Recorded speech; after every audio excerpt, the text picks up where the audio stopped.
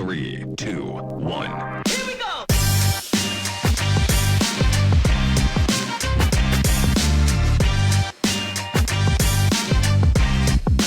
Welcome to the DFP Community Podcast, brought to you by Documentary Family Photographers Worldwide, DFP for short. I'm your host, Heather Whitten. If you're a fan of real, raw, and beautiful moments captured through the lens of family photographers from across the globe, you're in the right place. This podcast is all about showcasing the incredible work of everyday documentary family photographers you might not have heard of yet. Each episode will dive into the stories behind their photography, explore their unique projects, and get to know the people behind the camera. We're here to celebrate their journeys, encourage connection, and remind you that the world is full of inspiring photographers you can learn from and reach out to. So whether you're a seasoned pro, an aspiring photographer, or just someone who loves a good family story, get ready to be inspired, empowered, and connected.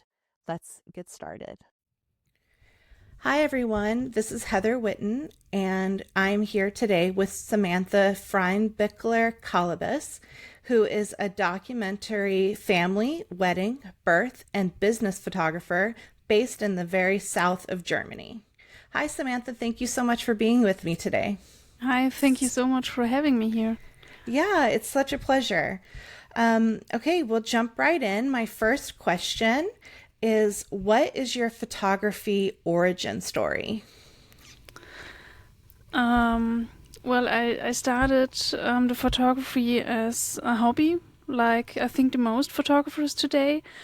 And I've done a lot of stuff to earn money. I've studied electronics.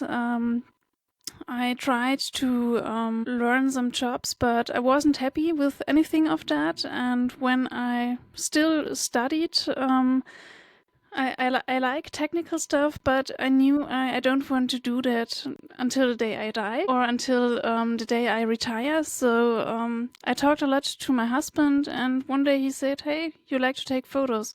Why don't you just do that?" And well, that's like I started to do photography as a business. I had no idea how to run a business. I had almost no idea how to take pictures of people.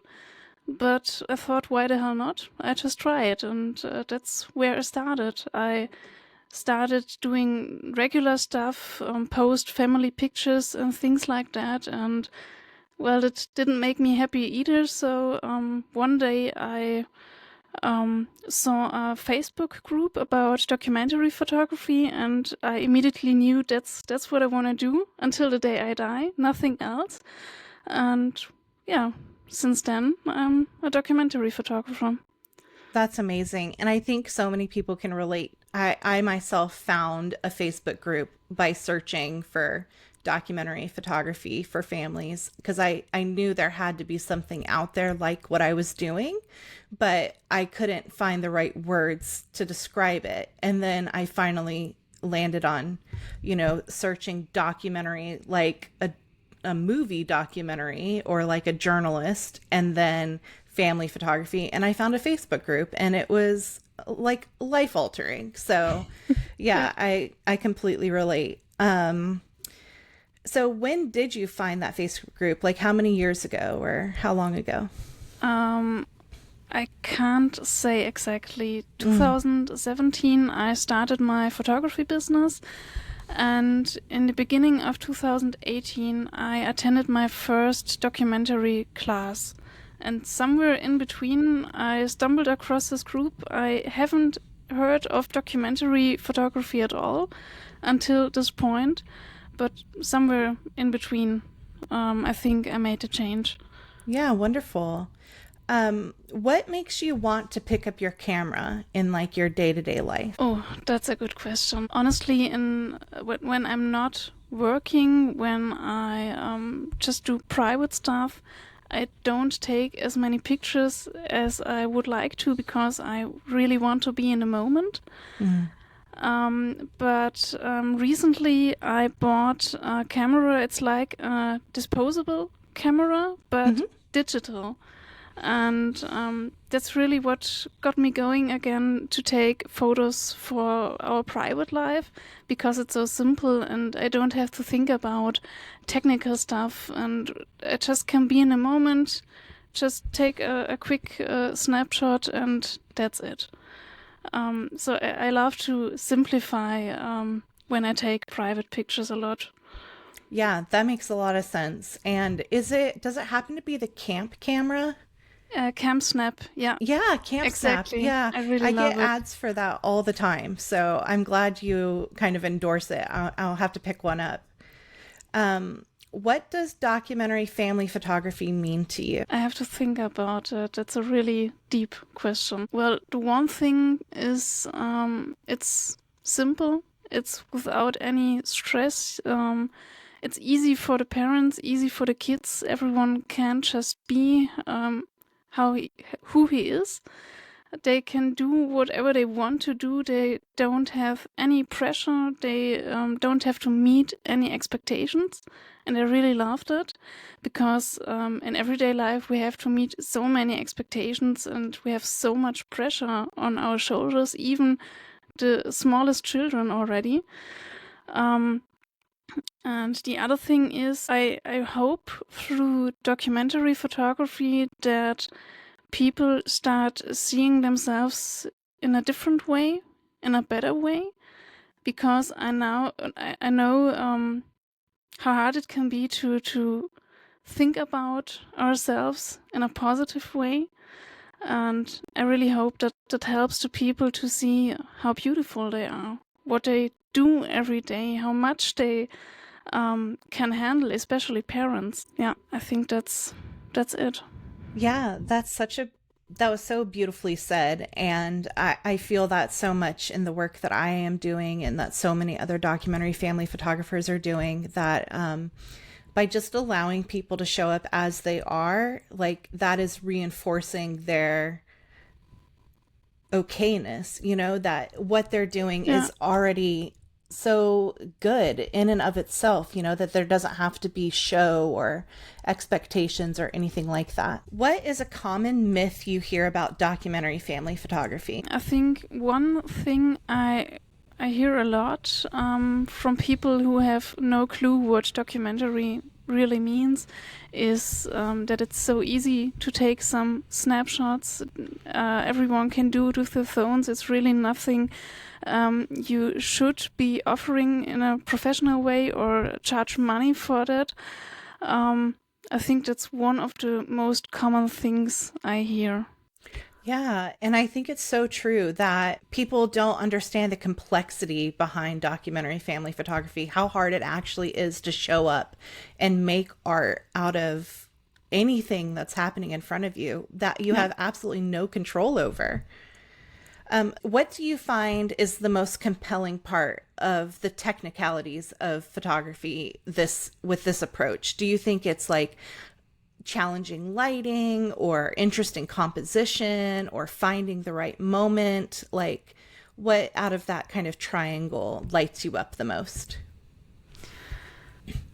I would say light. All of what you just said are really important and a lot of the times difficult, but I personally love light. I hate it when the light is too perfect. I hate it. I hate dreamy sunset lighting. It's so boring. Everyone can do that. I really love it when the conditions are harsh and almost impossible to manage. That's what I really, really love because it's a challenge and it's not boring. It's interesting. You can do stuff with difficult light you never could do with perfect sunset lighting.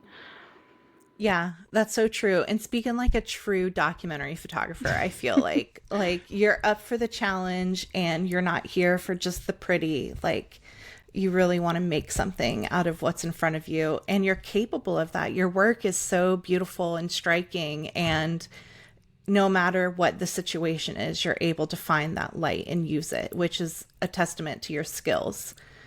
Thank you. Yeah. Let's pivot a little bit and talk a little bit about your business. Are you full-time or part-time? Like, how do you kind of define yourself in that aspect? I'm full-time photographer. That's amazing. I started part-time, then I went full-time, then COVID hit, and I went part-time again, and 2022, I think, I started being full-time photographer again.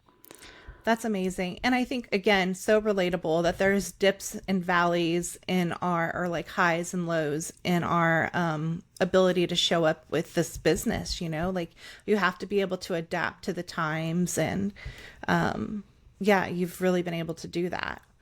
What does a day in the life of your business look like? It's really different every day. It's chaotic. I don't plan so much ahead. I try to time everything around my cycle, so it's not always possible. When I have a wedding, I have a wedding, and when I'm not feeling well, I have to push through. But other than that, I really try to take this into consideration when I book sessions. And other than that, I just try to work through my to-do list.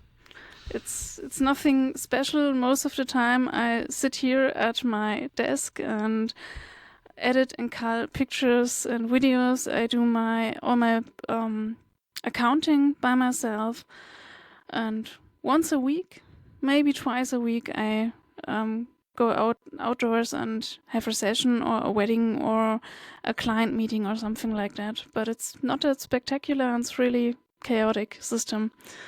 Yeah, I think that, again, so many people relate. It's such an isolating field to be in sometimes. Like, as a photographer, you're working alone most of the time. We're in front of our computers or at our desk a lot. It's not as glamorous as some people probably think it is, just running around photographing people. I love that you said that you kind of anticipate where you're going to be in your cycle when you're planning your photo sessions and things like that. So when are you most productive?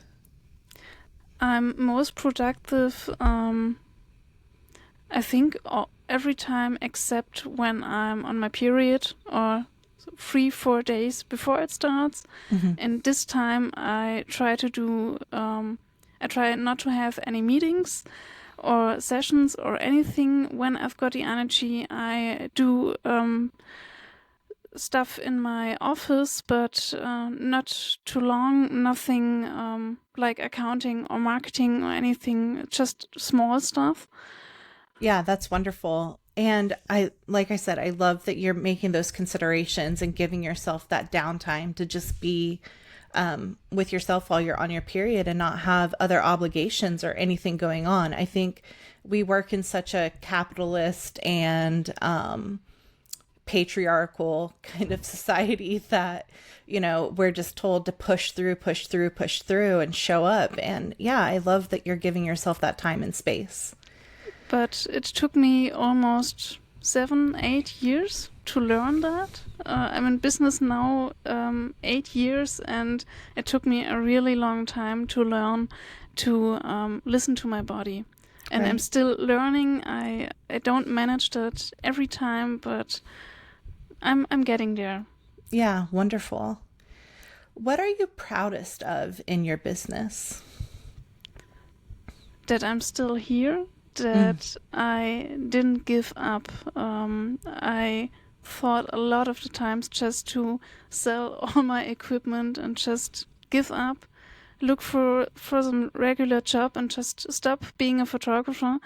I still have these crises a lot of times, but I never actually gave up. Yeah, we're so glad you didn't. What do you find to be the most difficult part of your business? Definitely bookkeeping, accounting, marketing. Yeah, for sure. And let me get down to that. I'll get down to that later. I want to talk a little bit about in-person sales, because you mentioned in your questionnaire to me that that's something that you're implementing in your business. Can you tell us a little bit about what in-person sales is and how does it work for you? When I have a family session, And the pictures are ready, the video is ready. I meet them again at their home, show them the video, show them their photos, and then they can choose whatever they like. I've got several products they can look through. They can decide whether they only pick digitals or if they want to have an album or something for the wall. It's totally up to them. I don't expect to sell anything. I don't expect to make money. Fortunately, all of my clients picked at least all pictures digitally. But I just show them what's possible, what I can offer, and walk them through what they like, what they prefer. So that's basically it. And I've got a printer I really, really like. I like to work with them because they have a really good quality for the prices they offer. And I think it's easy to sell if you love the products you sell, because it doesn't feel like selling, because I'm just convinced that these products have a really good quality. Right. And what kind of products are you selling? I know a lot of photographers will do digitals and an album or prints for the wall, but what all do you offer? Mostly albums, because it's the product I love the most, but I also offer digitals. If someone only wants digital photos, that's fine too. I've had some clients who want to make their albums by themselves. If they have the time and energy, that's totally fine. Sometimes I sell prints for the wall, but my main product are albums because I personally love them the most. Yeah, and they go so well with documentary family photography, I think, or all the aspects that you photograph, birth and wedding and all of these things. Albums just flow so well to like encompass the whole session. What would somebody need, like setup wise, to do in-person sales or service? Not really much. I've got a tablet. I think it's a Samsung tablet. I don't know how much it did cost. I think 200 euros. Not that much. I bought it mostly for private use, but now I use it for my IPS. And some kind of example what you can offer for products. So I think when you want to sell albums, you should have at least one album to show them something, to give them something to feel. And most printers I looked at or I worked with, they offer some kind of packages with samples to show. For example, some samples of fabrics or whatever they offer. But you don't have to use much when you start IPS. You have to show up. You have to guide them through. I think that's the most important thing, to guide them through so they don't feel overwhelmed. Some way of showing the pictures. When I started, I printed them really, really small, but it's just so time consuming, so I switched to using a tablet and some kind of sample products. That's it. Wonderful. And so simple. I have this big idea in my head that in-person sales, I need to have like a projector or some big screen, but I love that you're using a tablet, that it's that portable and simple. What is the best piece of advice that you'd give somebody looking to start IPS? Good question. Let me think about it. I would say just start, jump in, try it. Maybe you've got a portfolio session where you can try it, or you've got friends or someone you can make a trial run, so you're not that nervous. But I think it's okay to be nervous. I'm always nervous with every client, but just get started. Don't overthink.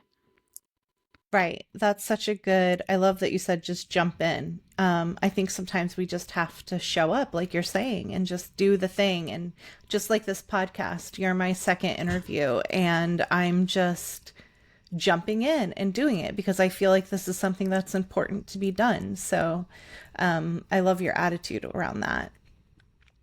What networking methods have worked well for you? Or does networking play a part in your marketing and things like that? Not necessarily so much for my marketing, but I really love networking. It's so important and it's so helpful, because otherwise we're always working alone in our offices with no one else there. And I really love connecting with people, talking about how they handle their business, how they handle problems with clients, or just meet up with someone for a cup of coffee and just talk about anything. I do different ways of networking. When I started, I just looked up who's a photographer here around in the area, and sent him an email and asked, "Hey, I'm new. I like your style. Do you want to meet for a cup of coffee? Just that we get to know each other." And a lot of them never answered me, but that's okay. But with some photographers, I'm still in contact today. So since 8 years. And I attend some networking meetings, but some are good, some are really not that good, but it's just try and error and try which ones you like, which ones you feel comfortable. Especially, I think wedding networking events are a bit difficult when you're different than the other photographers, because it's all white and pink and airy and rainbows and unicorns, and that's not me.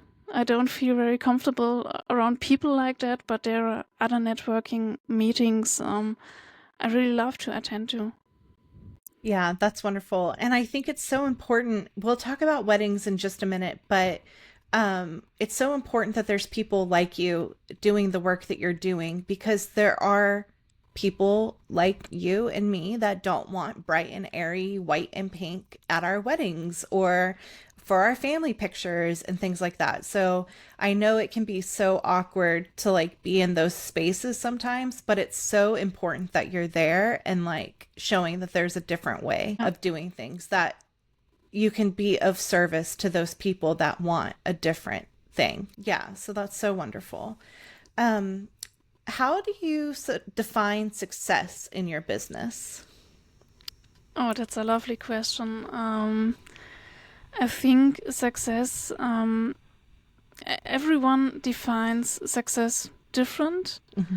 I don't define success through my numbers, because honestly, if I didn't have the support of my husband, I couldn't, especially in the start, I couldn't have been a full-time photographer, because as a documentary photographer, especially in family business, you don't make a lot of money. But times when I felt successful were, for example, when I went to, it was a family event where doulas and midwives, photographers, all bunch of people met, and some people really approached me and said, "Hey, you're the photographer, I'm following you on Instagram." And I was, what? People know me? And it happened a lot over the last few months. I never expected it, but that's one kind of success I would define as, because people really know I exist in my area. I started participating in awards. Winning awards was kind of success. Right now, not so much anymore, because it's nice, it's a pat on the shoulder, but it gets kind of boring, if you know what I mean. Yes. But how would I define success? I don't think I could define it in one sentence, but I'm still able to do what I want to do, and I'm able to do side projects as well, and still I'm making money out of it. I think that's, one way to define it. Yeah, that's really beautiful. And I love that again, you're just saying, like, I'm still here. I'm still doing this. I'm still making it work. And I think that's so powerful and yeah, totally successful. Um, okay, switching gears a little bit, I want to talk about your wedding and your birth work. Um, and specifically, to start off, how would you say that weddings and birth are similar to each other? Or maybe they're not similar at all. I'm not sure I would describe them as similar. Birth is something so incredibly special and intimate and technical, really, really challenging. And weddings, they can be intimate too, but not in the same way. And I feel they are way easier to shoot and to sell. Yeah, that makes sense. Um, do you have a favorite life event to photograph for people? If I had to choose, I would say birth and family photography, but basically I love to take photos of everything and anything as long as it's documentary. Right. How did you get started in both weddings and birth photography? Like, how did you come to include those in your offerings? When I decided to make a living out of photography, I started taking portraits to learn how to take pictures of people. And one guy was so happy with his photos and asked me if I want to take pictures of his wedding. That's the first wedding ever. I think I took 70 euro an hour, so basically nothing, but I had no idea what I did there. And that's where it started, and it just kept going. And birth photography was really interesting because I was looking for portfolio sessions for family photography, and one mom approached me and asked if I would like to take pictures of her birth. And I was really excited. I never even thought about birth photography until she asked me, but I immediately said yes, and that's where it all started. And did you charge for the birth as well? No. No? Okay.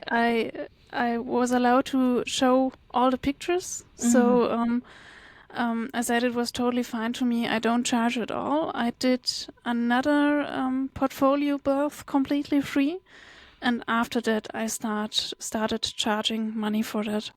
Yeah, I love that you charged for your first wedding. Like you said, not much, but something, and that you didn't take a long time in birth photography before you started charging. Because I feel like a lot of photographers out there, myself included, will feel like they need to do so much for free before they start charging. And I think that one of the things that people don't realize is that you can start out small, like charging a small amount, but you're still compensated for your time a little bit, your gas, your expenditures, things like that, Yeah, totally. Yeah, so I love that you were doing that right off the bat. What does your approach look like between weddings and births? Like, do you approach them similarly or differently?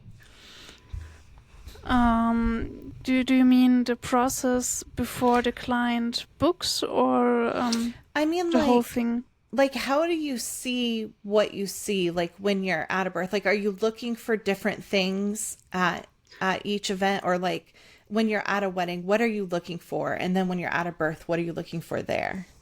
Okay.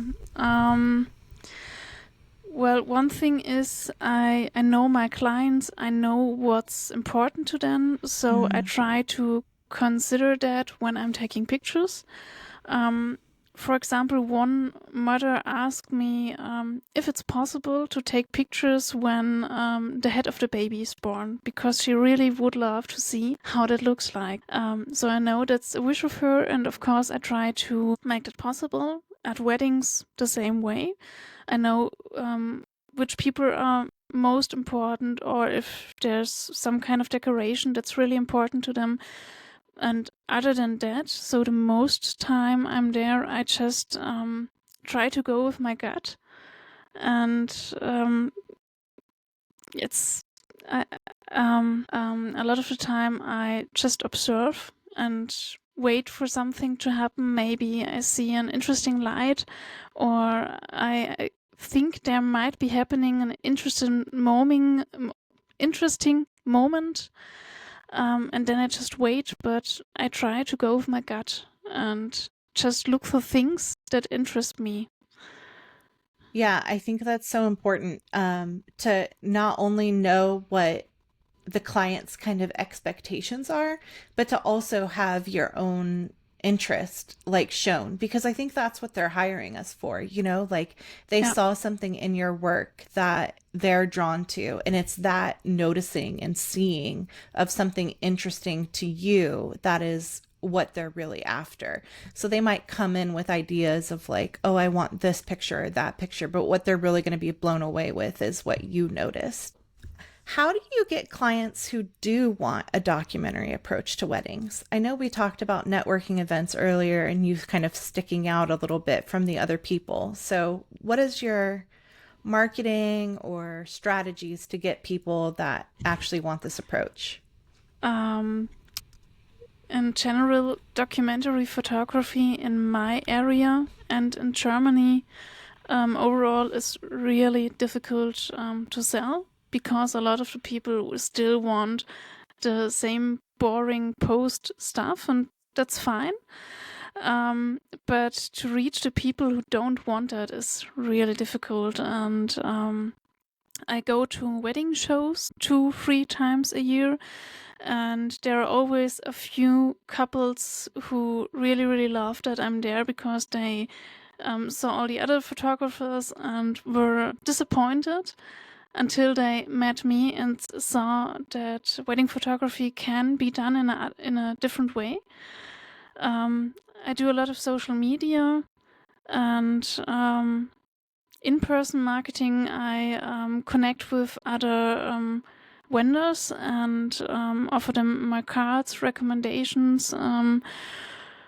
So it's not really a strategy. It's a mixture of different ways to approach the couples, and a lot is SEO.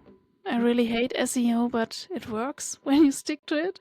Right. And what I learned over the years, especially in wedding photography, you have to be really straightforward with what you're offering and what you will never ever do. And so I really reach the couples who want that and nothing else. I love that. Yeah, something that you'll never ever do. It's so true. Like, in your social media and things like that, like you only show what you want to be hired for, So that's so important. And what would you say some of your favorite keywords are for SEO, for weddings and your type of photography? I don't try to go for the biggest keywords, because the competition is way too high. I try to go for regular keywords like wedding photographer and then my area, because even people who know they want something different have no idea how they are looking for that. And then I go for some variations like natural or unposed or candid and stuff like that. And I really just try to have a mixture of the standard keywords and some more specific keywords.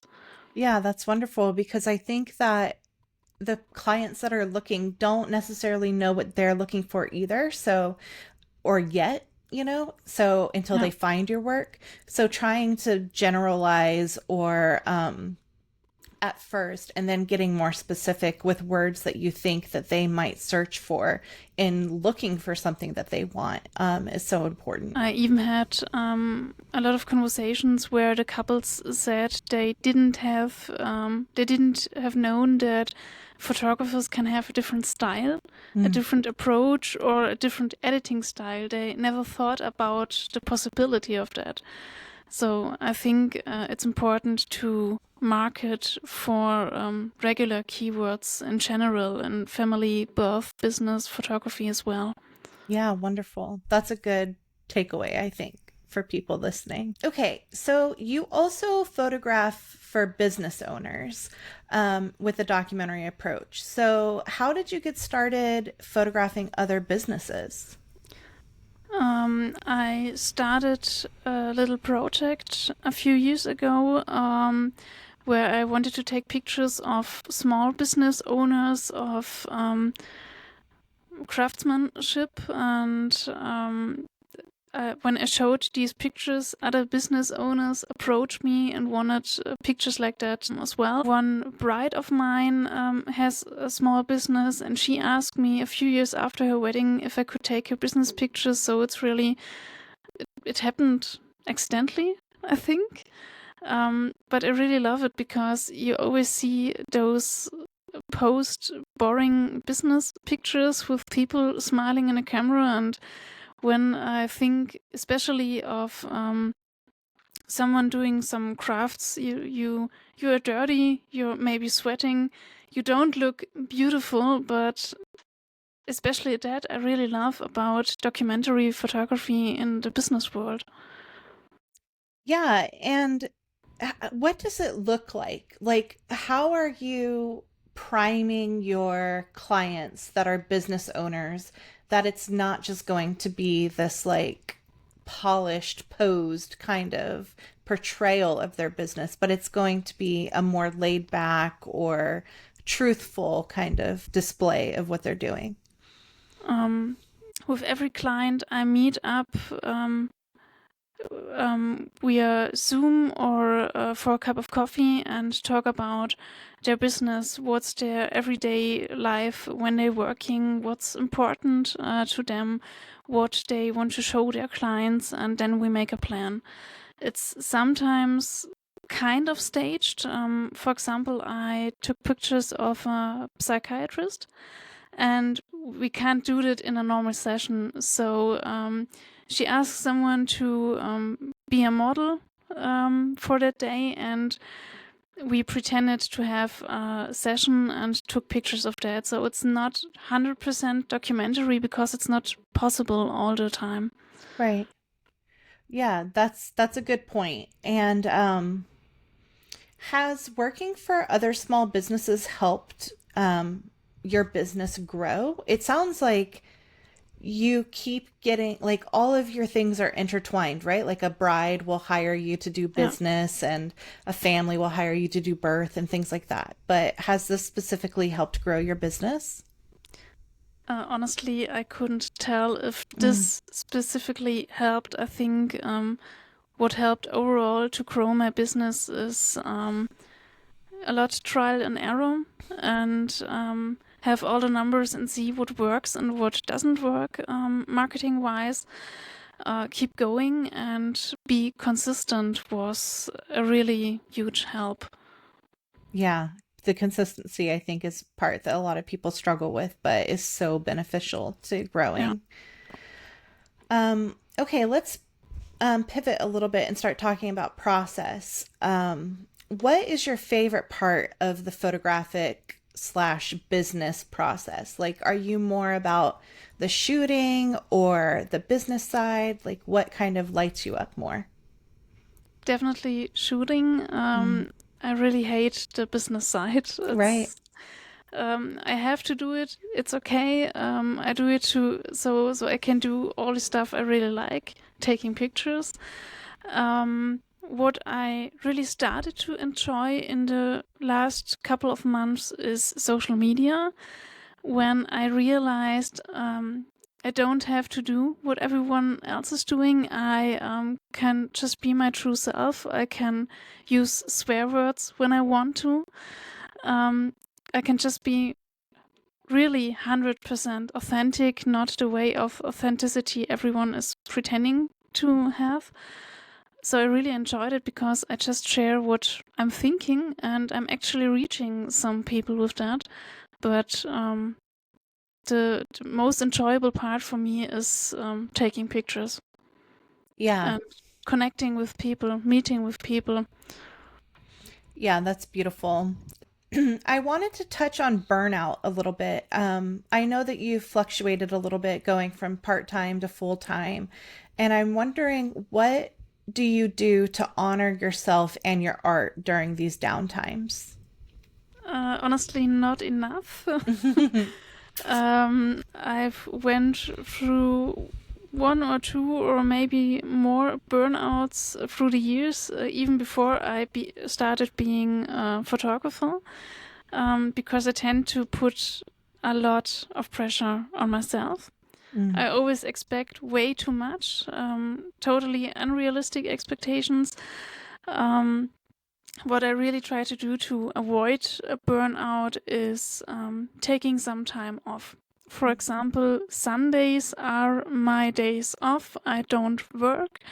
There has really been a huge exception that I work on a Sunday. For example, this year or last year, I took pictures of a 25th wedding anniversary, and it was on a Sunday. And of course, I took that job. But other than that, Sundays are off, no matter what. That's time for myself or time with my husband, my family. I schedule vacation time in my calendar, even if I don't travel anywhere, but so I know I can't put in appointments with clients in that time. I try to plan time for editing as well and for marketing and all the other fun stuff you Right. have to think of. But yeah, it's really hard to consider all of that. A lot of the times I still have this feeling I'm just drowning in work and all the things I have to think of. But I think it's really important just to give yourself some time off. And even if I plan to work tomorrow, for example, and I see, okay, that's not a good day, I'm tired, I'm not feeling well, I can't concentrate, well, then I don't work today, because it wouldn't be productive anyway, so I just take this day off. And I have so much more energy if I do it that way, other than just pushing through every time. I think that's such a great takeaway again. You listen to your body and yourself so well, and I'm sure it's taking you a long time to get there. But I love that hopefully there's some beginner listening and can take away that piece of advice that they can start implementing now and not have to wait 8 years to figure it out for themselves. So thank you for that. We're going to wrap up now. Where can listeners connect with you after this episode? Like your website, your Instagram, things like that. Basically anywhere. I've got a website, I've got a YouTube channel, Instagram, TikTok, Facebook. So you can reach me on many, many ways or follow me on many social media channels. Wonderful. And we'll make sure to link all of those in the show notes. So thank you so much, Samantha, for sitting down with me and spending time today. It was such a lovely conversation. Thank you very much as well. It was really fun and not as difficult as I anticipated. Yeah, I hope I made it a little painless for you. Yeah, definitely. All right. Thank you so much.